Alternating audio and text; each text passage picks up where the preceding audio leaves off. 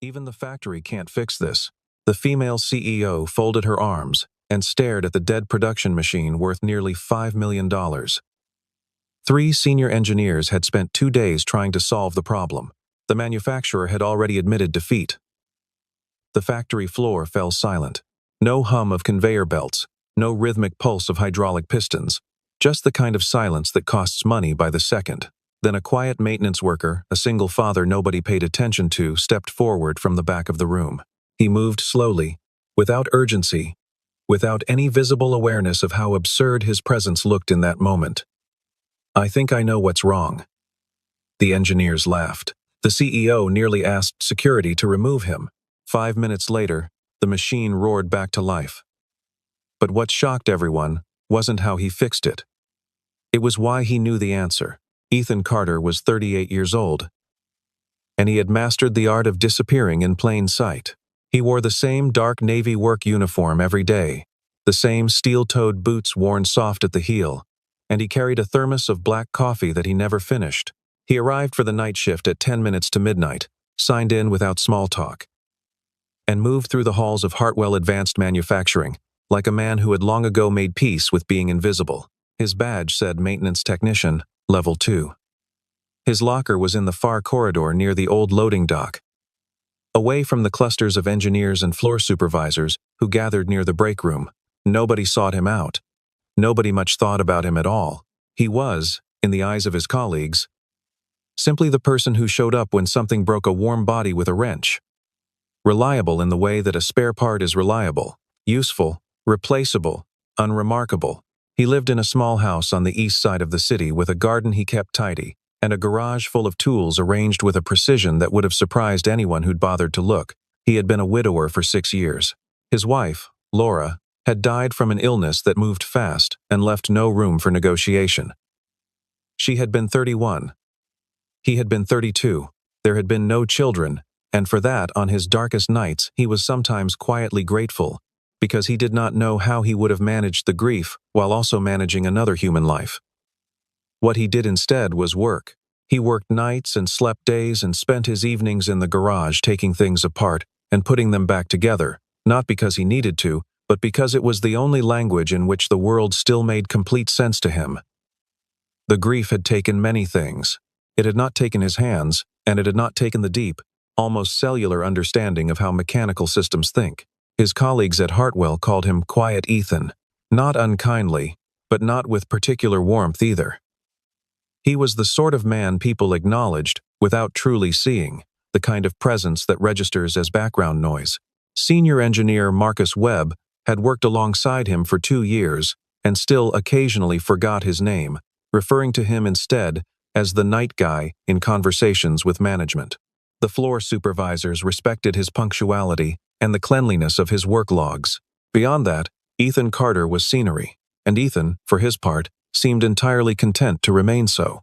3 floors above him, in a corner office with floor-to-ceiling glass and a view of the entire production floor below, lived a very different kind of person. Sophia Bennett was 35 years old, and she had never in her life been content to remain anything.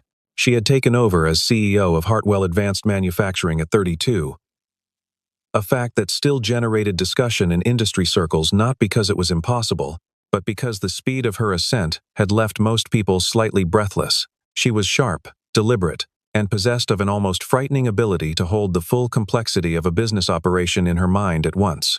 She made decisions quickly and defended them completely.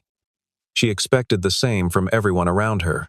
She had no patience for ambiguity, no tolerance for excuses, and a particular dislike for meetings that went longer than they needed to. She ran the company the way a surgeon runs an operating room, with the understanding that every second of delay is a second the patient is losing blood. The deal she was currently navigating was the largest in the company's history. A $140 million manufacturing contract with a defense and aerospace consortium that had been evaluating Hartwell for the better part of 8 months. The evaluation was nearly complete. The site visit from the consortium's lead procurement team was scheduled for 3 weeks out. Everything was moving exactly as it needed to move. The factory floor was producing at peak efficiency. The quality metrics were immaculate. Sophia had reviewed the numbers personally that morning and allowed herself, briefly, the quiet satisfaction of a person who has built something that works. Then, at 11:47 on a Tuesday night, Line 7 stopped. The alert came through on 3 systems simultaneously. The production management dashboard went red. The floor supervisor's radio crackled with the kind of controlled panic that experienced factory workers use when they are trying not to sound alarmed. And Sophia's phone lit up on her nightstand with a notification that she had pre-programmed for exactly this category of emergency, the kind that meant stop sleeping, start working. She was in the car within 12 minutes. She arrived at the factory at 12:31 in the morning to find 3 senior engineers already crouched around the primary control panel of the Line 7 production assembly system, a machine worth nearly $5 million and responsible for the most technically demanding stage of the manufacturing process. Without it, the entire line was dead. Without the line, the delivery timeline was broken. And without the delivery timeline, the consortium contract was, at minimum, in serious jeopardy. She stood at the edge of the floor and watched the engineers work. And she did not say anything, because she understood that the first thing to do in a crisis is observe before you speak. The machine was completely unresponsive. No error codes on the primary interface. No obvious physical damage. No smoke, no smell, no tripped breakers. It had simply stopped, as if someone had reached inside it and removed whatever fundamental will it had to keep running. The floor was quiet in the particular way that large industrial spaces go quiet when the machines stop a silence, so complete it feels almost architectural, like the absence of sound has weight and dimension. Marcus Webb, the lead engineer, looked up when Sophia approached. His expression told her everything before he said a word. "We've checked the software layer twice," he said. "Control system logs show no fault trigger. Power supply is nominal. We're running diagnostics on the sensor array now, but so far," he paused, "so far, nothing." Sophia nodded once. "How long?"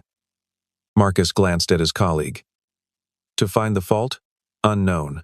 To restore production? Another pause. Also unknown." She pulled out her phone and called the head of operations. "Get me the manufacturer's emergency line," she said. "And I want the entire senior technical team on the floor by 6. She ended the call and looked at the machine.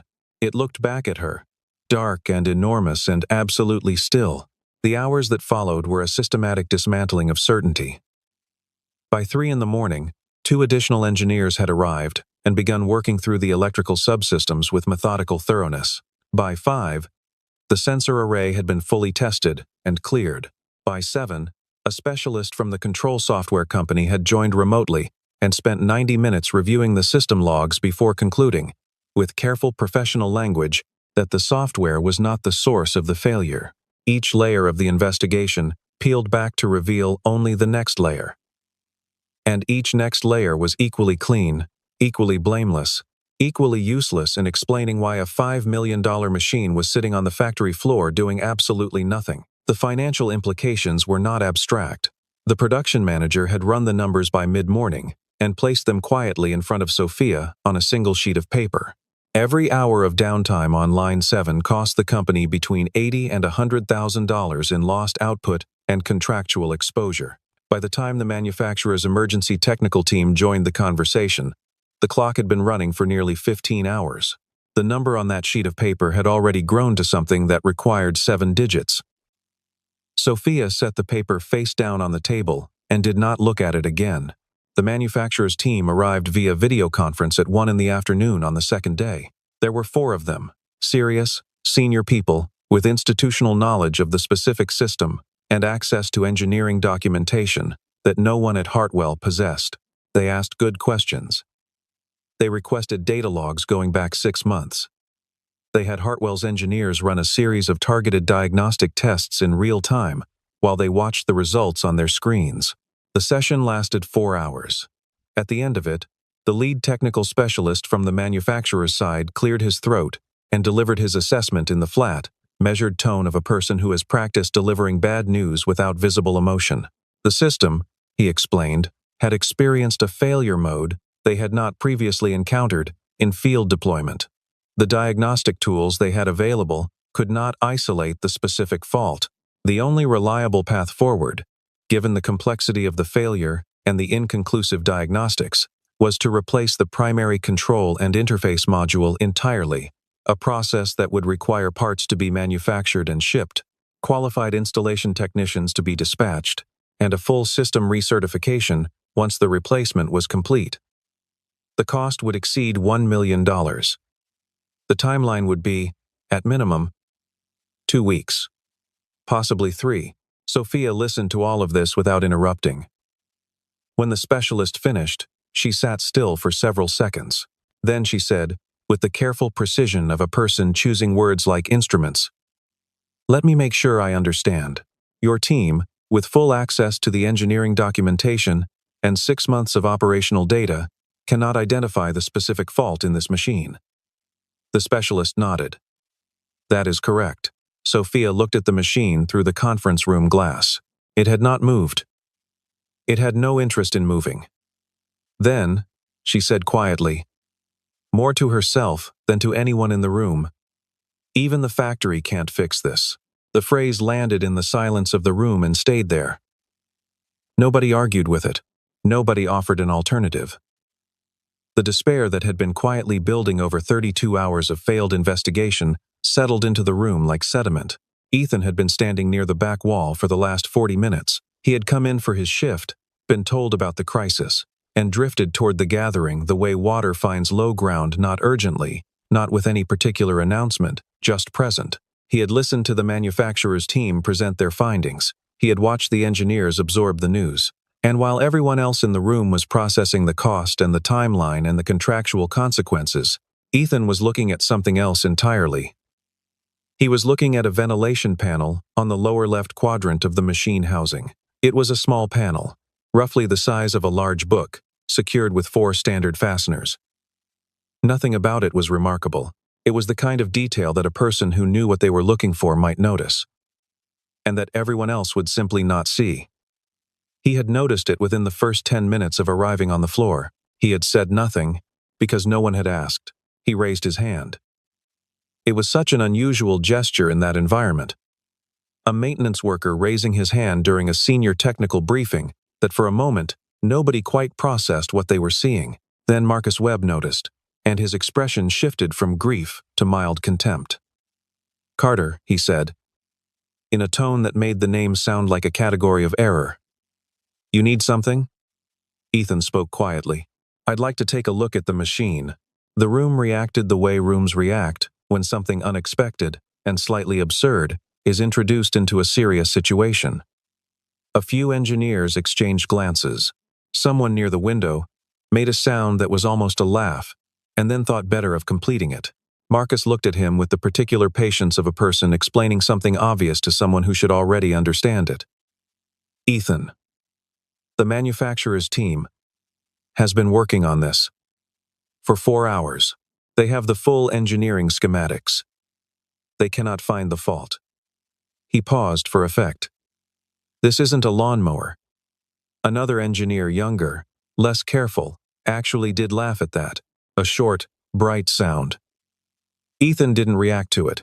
He kept his eyes on Sophia.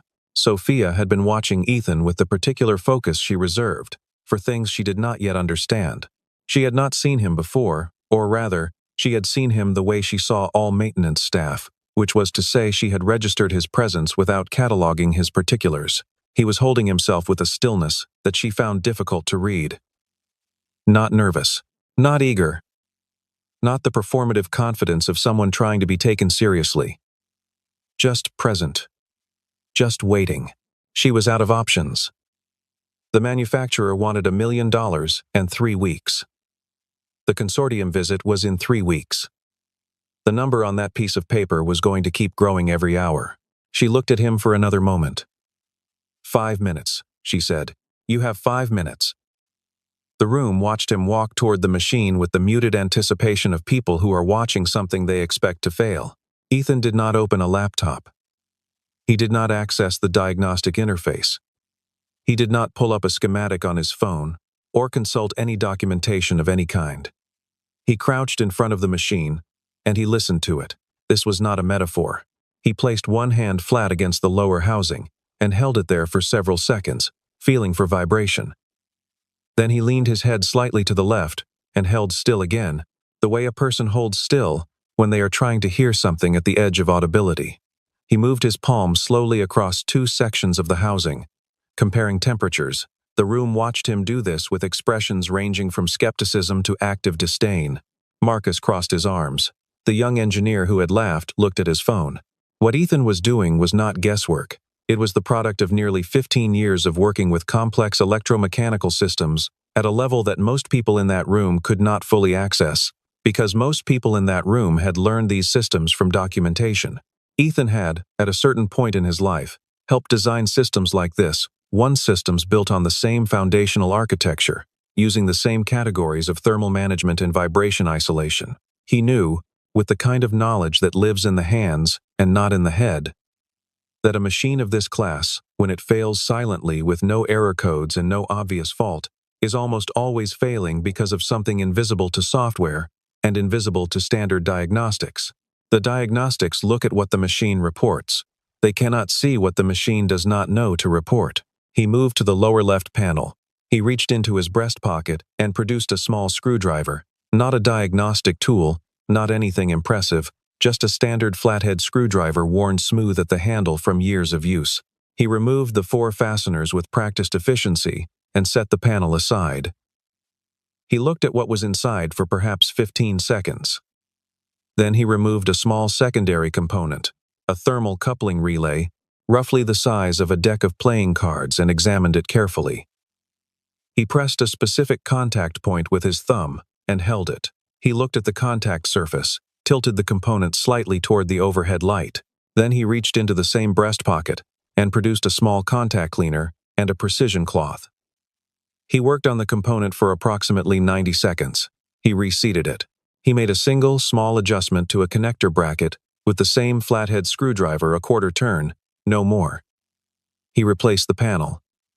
He fastened it back into position. He stood up, and he looked at Sophia. "You can restart the system now," he said. The room was quiet.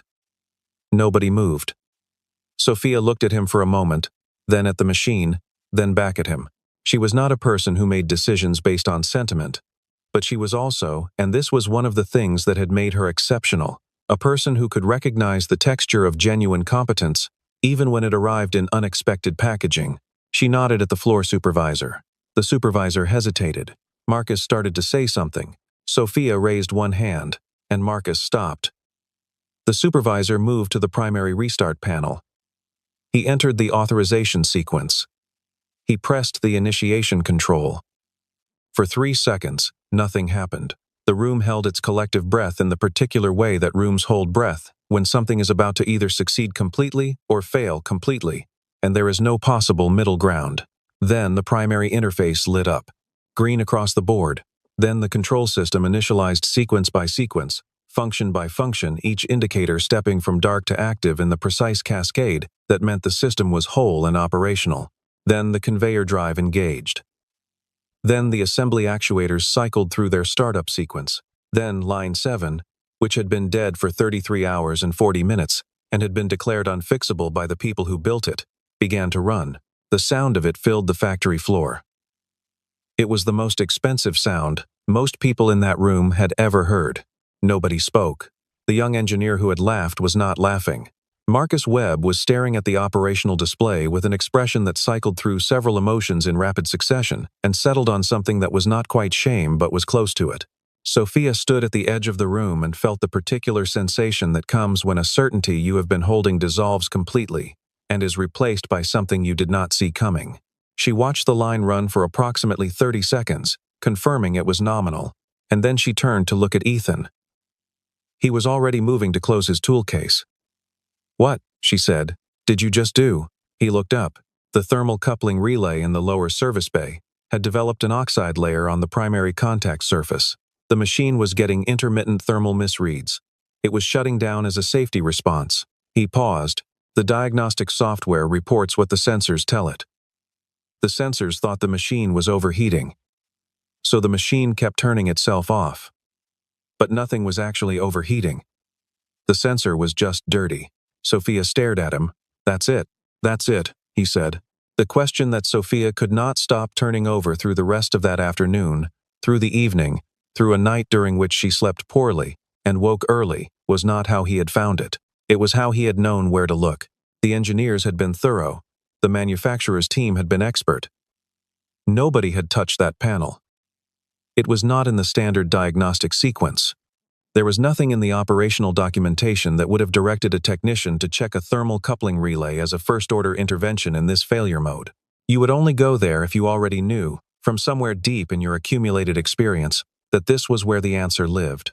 Sophia had spent enough time around technically sophisticated people to recognize the difference between learned competence and embedded knowledge. What she had watched Ethan do was not troubleshooting. It was recognition. He had looked at the machine and, within minutes, known what it was trying to tell him. That was a different order of ability entirely. She went to HR the following morning and asked for Ethan Carter's complete personnel file. The HR director, slightly puzzled by the personal interest, pulled it and brought it to her office. Sophia set her coffee aside and read it. She read it again, and then she sat with it for a long moment, in the way that a person sits when they have encountered information that requires them to significantly revise something they thought they understood. Ethan's current employment record at Hartwell was 3 years of maintenance work. Competent, reliable, completely unremarkable. Before Hartwell, a 2-year gap no employer listed. Before the gap, a series of entries that Sophia had to read twice to fully process. Senior Systems Design Engineer at a major defense technologies firm. Lead architect on a propulsion control interface project that had, she knew, become an industry standard. Co-inventor on 4 patents related to electromechanical thermal management systems. The specific category of engineering that sat at the heart of what she had watched him fix in 5 minutes. Recipient of a National Engineering Innovation Award. Headhunted by 2 Fortune 100 companies in the same calendar year. And then, nothing. The gap. And then Hartwell Advanced Manufacturing, Maintenance Technician, Level 2. The application listed his relevant experience in the vaguest possible terms. He had not lied. He had simply chosen not to mention most of the truth. Sophia put the file down and looked out through the glass at the production floor below, where Line 7 was running with perfect, unbroken efficiency. She thought about the $5 million machine. She thought about the 33 hours. She thought about the $1 million replacement quote, and the 3-week timeline, and the consortium contract, and everything that had been balanced on the edge of an outcome she had been powerless to change. And then she thought about a man who had quietly watched all of it from the back of the room, who had known the answer the whole time, and who had said nothing until someone gave him 5 minutes. She picked up her phone and called the front desk. "Find Ethan Carter," she said. "Ask him if he has a few minutes. Tell him I'd like to talk." The office that Sophia used for private meetings was different from her main workspace. It was smaller, with a round table rather than a desk, and a window that looked out over the parking lot rather than the factory floor. She had chosen it deliberately for conversations. She wanted to feel like conversations rather than proceedings. When Ethan arrived on time, without apparent anxiety, in his work uniform because he had apparently come directly from the floor, he sat down across from her and set his hands flat on the table in the manner of a person who does not fidget. Sophia had prepared several ways to begin. She discarded all of them. "Why didn't you say anything?" she asked. Ethan considered this.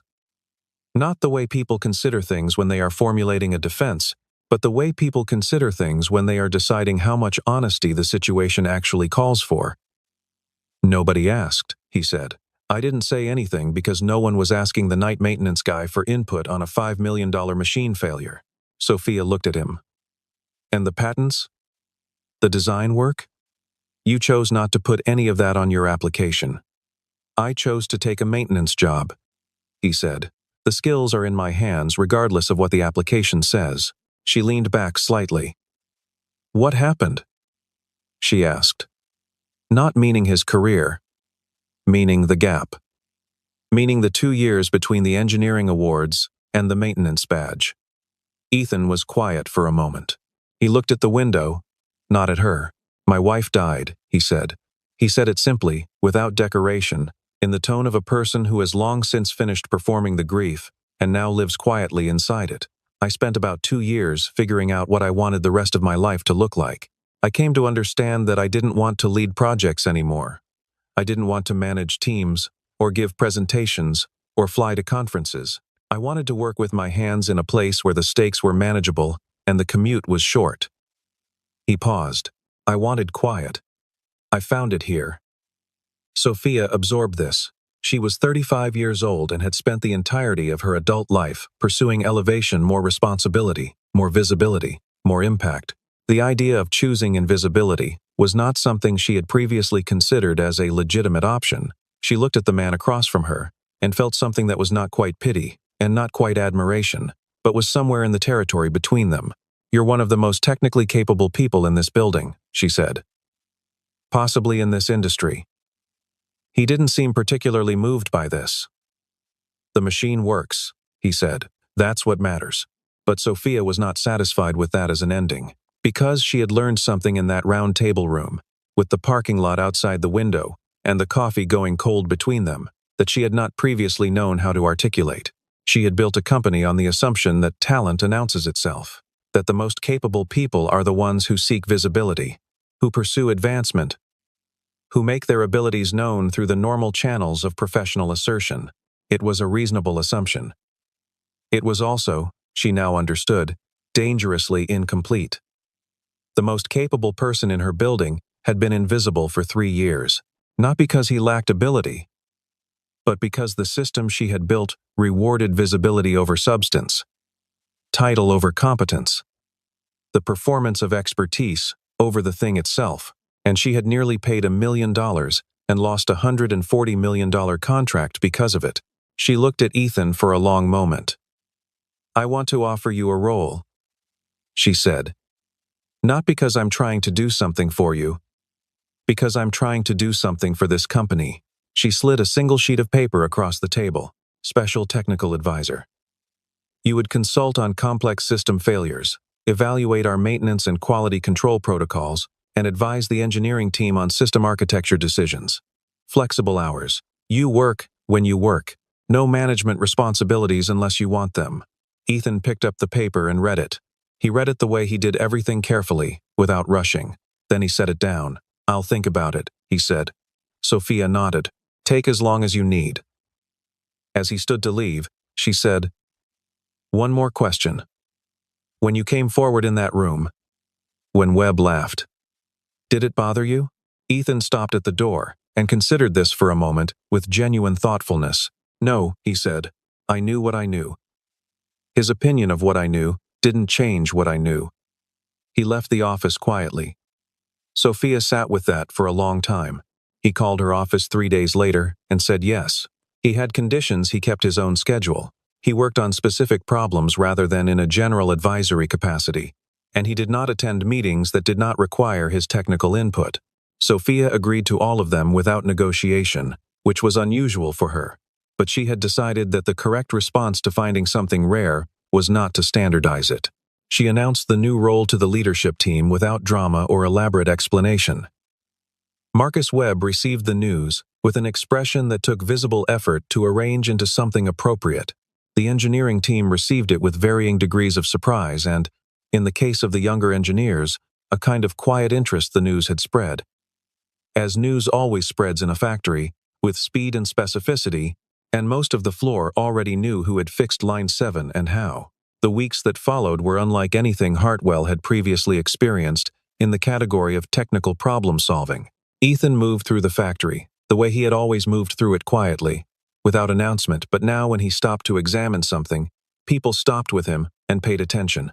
He had a way of identifying latent system vulnerabilities that was, as one younger engineer described it, slightly uncanny. He would pause at a piece of equipment and say something like, "This bearing assembly is going to fail within 60 days, and when the team investigated, they would find the early indicators of precisely the failure he had predicted. He did not explain his reasoning elaborately. He was not a teacher by nature, but the engineers who shadowed him began, over time, to absorb something of how he looked at machines, not as collections of documented components, but as integrated systems with their own behaviors, their own tendencies, their own ways of communicating distress before the point of failure. It was a form of attention that could not be downloaded from a manual. The consortium visit arrived 3 weeks after Line 7 came back to life. The procurement team toured the facility on a Thursday morning, and Sophia walked them through the factory floor with the careful precision of a person who has done the preparation and knows it. Line 7 ran at full capacity throughout the visit. The metrics were exactly what they needed to be. The team asked technical questions that Sophia answered directly, and for 2 of the more complex system architecture questions, she turned without hesitation to Ethan, who was standing quietly at the back of the group, and who answered both questions with a brevity and precision that the procurement team's lead engineer found visibly impressive. At lunch afterward, the lead engineer asked Sophia how long her special technical advisor had been with the company. 3 years, she said. He nodded slowly. You should hold on to him, he said. The contract was signed 6 weeks later. $140 million. At the company-wide meeting that Sophia convened in the spring, all departments, all shifts, the full breadth of Hartwell's workforce gathered in the main assembly building for the first time since the facility had expanded 3 years earlier. She spent the first part of the meeting walking through the company's performance, the contract win, the growth trajectory.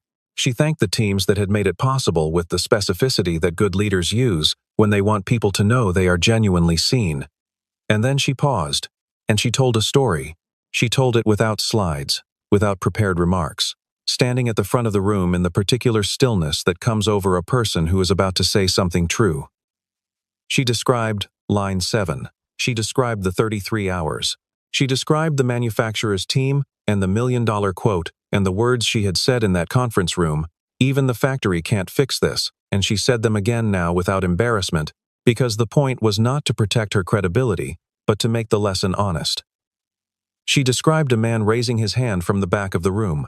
She described 5 minutes and a flathead screwdriver and a thermal coupling relay with an oxide layer on the contact surface.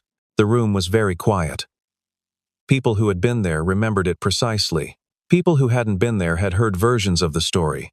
But there is a difference between the story and the person it happened to standing in front of you telling it.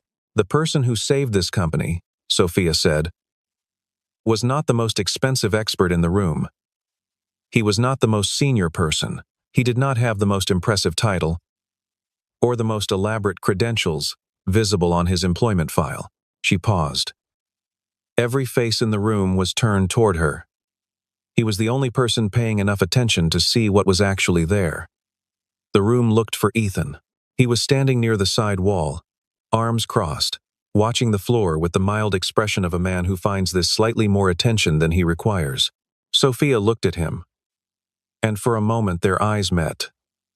And she said, "The biggest mistake in business isn't missing a problem. It's overlooking the person who already knows the solution." The applause was the kind that starts slowly and builds because people need a moment to understand what they are clapping for. Ethan did not raise his hand in acknowledgement. He did not smile for the room.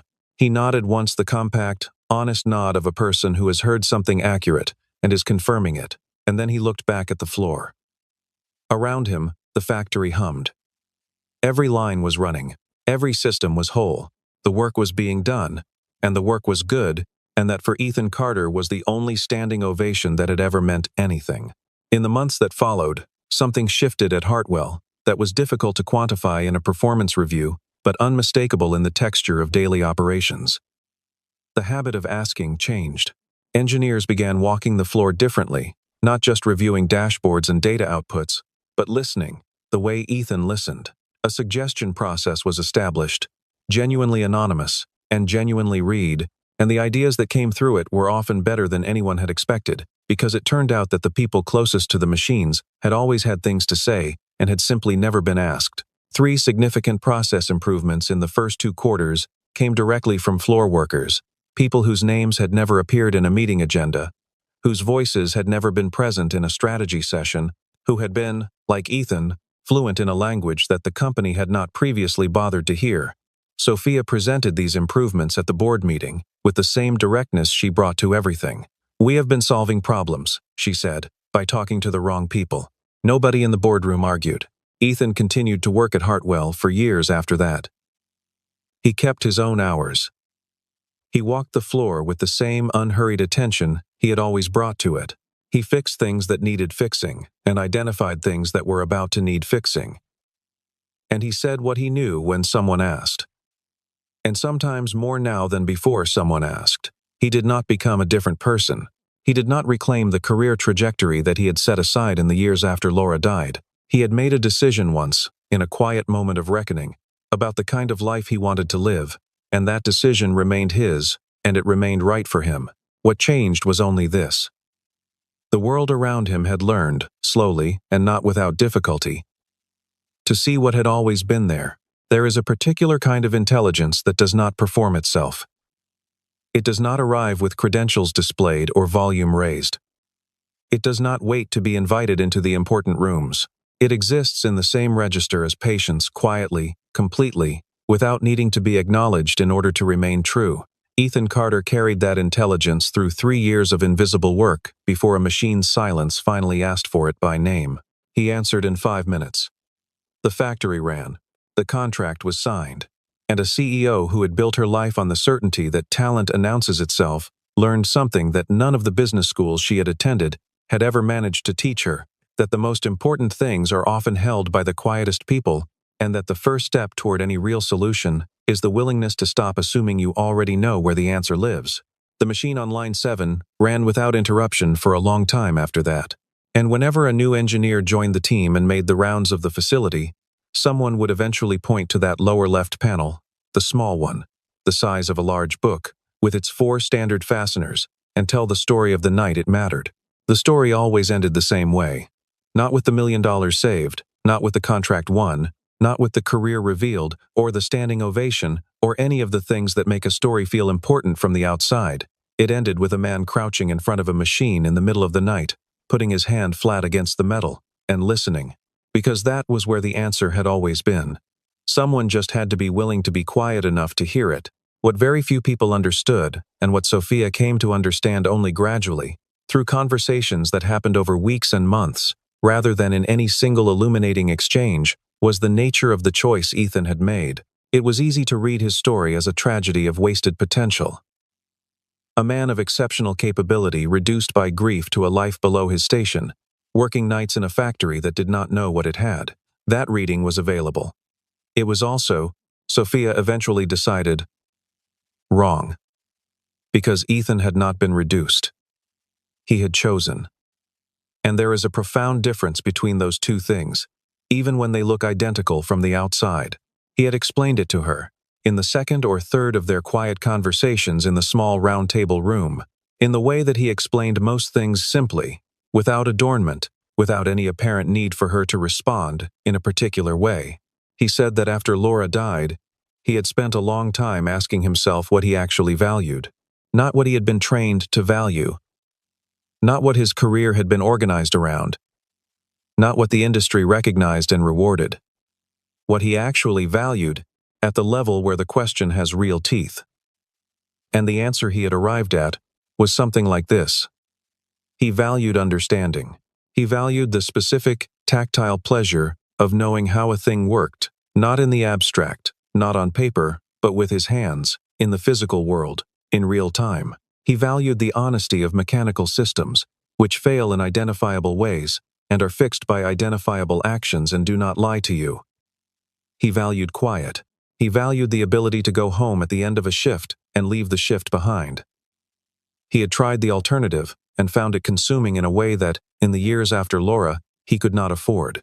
Sophia listened to this and thought about her own life, the 12-hour days, the phone that was always on, the decisions that followed her home, and into the weekend, and into the early hours of the morning when she could not sleep. She had chosen all of it deliberately and continued to choose it, because the work fulfilled her in ways she could not fully articulate and did not need to. But she had never, before Ethan, encountered someone who had looked at the same category of opportunity and chosen differently without any apparent regret. It recalibrated something in her, not her ambition that remained intact, vigorous, essentially unchanged. What shifted was her assumption that her way of inhabiting a professional life was the only valid way. She had, without quite knowing it, been operating under the belief that the best people always want more. More scope, more visibility, more advancement. Ethan had shown her, quietly and without argument that this was not universally true, and that her unexamined certainty about it had been costing her more than she knew. She thought about the 33 hours. She thought about all the hours before them, 3 years of night shifts, 3 years of a person with that depth of knowledge and that quality of attention walking the same factory floor, available, 3 years during which any number of smaller problems had been solved and larger ones had been prevented, invisibly, by hands that understood the machines far better than the people responsible for them. She would never be able to fully account for what Ethan's presence had meant to the facility during those 3 years. The catastrophes that had not happened, the failures caught early because someone had noticed something small, the institutional knowledge held quietly in one person's memory, never documented, never transferred, utterly irreplaceable. She added this to the lessons she was accumulating. The changes Sophia made to the company's culture were not dramatic in their implementation, because she had learned from Ethan that the things which actually work rarely announce themselves. There were no sweeping reorganizations, no consultants brought in to redesign the talent management process. She simply changed some habits. She began walking the floor herself, regularly, without an entourage, talking to the people whose names she had not previously known. She instituted a monthly session she called an open technical forum, which was exactly what it sounded like, an hour during which anyone from any level of the organization could raise a technical observation, a concern, an idea, without needing to route it through a manager or frame it in the language of a formal proposal. The sessions were awkward at first, because the people who had never been asked for their input were not immediately sure they were genuinely being invited. That changed over time. The third session produced a process modification, suggested by a second-shift line operator, that reduced material waste by 11%. The engineering team had not seen it. The line operator had been watching it for 2 years. Ethan attended those sessions occasionally, when the topic was relevant to him. He never dominated them. He asked questions more often than he offered answers, which the engineers found, at first, slightly baffling. They had expected the expert to lecture, and found instead that he was curious. He was genuinely interested in what other people had noticed, because he understood that attention is distributed, that no single person sees everything, and that the most complete picture of a system is always assembled from multiple observations, rather than one authoritative source. He had learned this not from any management philosophy but from years of working with machines, which do not present their failures to a single observer but leave evidence distributed across multiple surfaces, multiple readings, multiple small deviations that only cohere into a diagnosis when assembled together. The young engineer who had laughed his name was Derek Huang, 26 years old, 2 years out of a top-tier engineering program, full of the particular confidence of someone who has been consistently told he is exceptional, had a harder journey than most in the months following Line 7. He was not a bad person.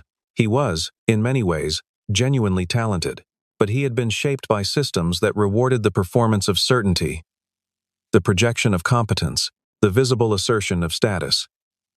He had laughed at Ethan because Ethan had looked like a category of person that his mental model told him did not have answers to questions that he and his colleagues had failed to solve. The laugh had been reflexive, unthought, and it had been, as he came to understand in slow and uncomfortable increments over the following months, a revelation of something he did not like about himself. He approached Ethan one afternoon about 4 months after the incident, in the part of the facility near the older equipment where Ethan spent time most afternoons. He had been thinking about how to have the conversation for some time, and had decided that the most honest approach was also the simplest. He said, "I owe you an apology." I laughed. I shouldn't have. Ethan looked at him. "I know," he said. "It's fine." Derek shook his head slightly. "It's not, really. I made an assumption. I was wrong." There was a pause. "Can I ask you something?" Ethan nodded. "How did you know where to look?" Ethan was quiet for a moment. Then he said, "I didn't know. I had a strong suspicion, based on experience. There's a difference." He paused. "The diagnostic systems are very good at finding failures that have happened before. They're not good at finding failures that are new. When you have a new failure mode, you have to go back to first principles. Forget the software. Forget the documentation. Ask what the machine is actually doing, not what the sensors say it's doing." Derek was quiet. "That's not in any training material I've ever read," he said. No, Ethan agreed. It isn't. Derek became, in the years that followed, one of the better engineers at Hartwell. Not because he was smarter than his peers, he was not. Or not by much, but because he had learned. At 26. A lesson that some people never learn at all, that the gap between knowing and understanding is wide, and that the only way across it is accumulated attention. He credited Ethan with this, in the direct way that young people credit the people who change their thinking, and Ethan received the credit with the mild discomfort of someone who was not entirely sure they had done anything deliberate. The spring afternoon when Sophia stood in the assembly building and told the company what had happened, told it plainly, without strategic framing, without the managed narrative that executives typically apply to stories about institutional failure, was one of the more unusual moments in Hartwell's history. Companies do not, as a rule, celebrate their near misses. They do not stand in front of their entire workforce and describe in specific detail the thing that almost destroyed them, and name the person who prevented it, and acknowledge what it meant about the quality of their attention. Sophia did it because she believed that the only way to change a culture was to be honest about what the culture had actually been. Anything less was management theater. And management theater produces the appearance of change without its substance. The response in the room that day was not uniformly comfortable. Some of the senior engineers found it difficult to sit with the specificity of the account. A few of them had been in that room. Some of them had been among those who exchanged glances when Ethan raised his hand. The story, told clearly and without softening, was a precise and somewhat unsparing record of their collective failure of perception, not a failure of technical skill, but a failure of the imagination required to consider that the answer might live somewhere unexpected. That is a harder failure to acknowledge than a calculation error or a missed specification. It says something about the shape of your assumptions that most people would prefer not to examine closely. But the younger workers, the newer engineers, the floor operators, the people who had been standing at the edges of the organization for years received it differently. They received it the way people receive the acknowledgement of something they have long known to be true but had no reason to believe would be publicly admitted. Several of them found Ethan afterward and said things to him that he received with varying degrees of grace. A woman named Patricia Chen, who had been running quality control on Line 3 for 4 years, shook his hand and said, "There are a lot of us who knew things we were never asked about." Ethan looked at her. "I know," he said. "Talk to Sophia." She did. In the end, what Line 7 produced was not simply the resumption of manufacturing output, though it produced that too. It produced a shift in the epistemology of a company, a change in the shared understanding of where knowledge lives and how to find it.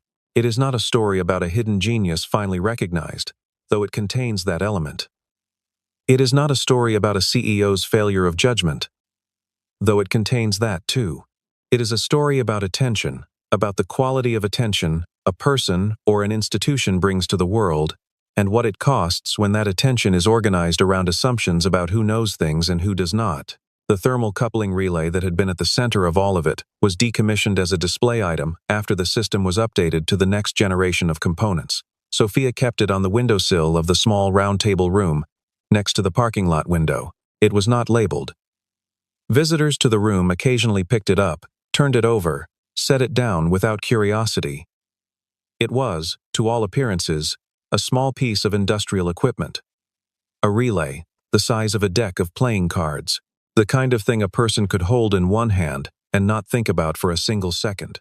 The kind of thing a very experienced man with a flathead screwdriver and 33 hours of everyone else's failure behind him had quietly fixed in 5 minutes on a Tuesday night in a factory that had decided it didn't know the answer. It had known the answer the whole time. It just needed someone who knew how to listen.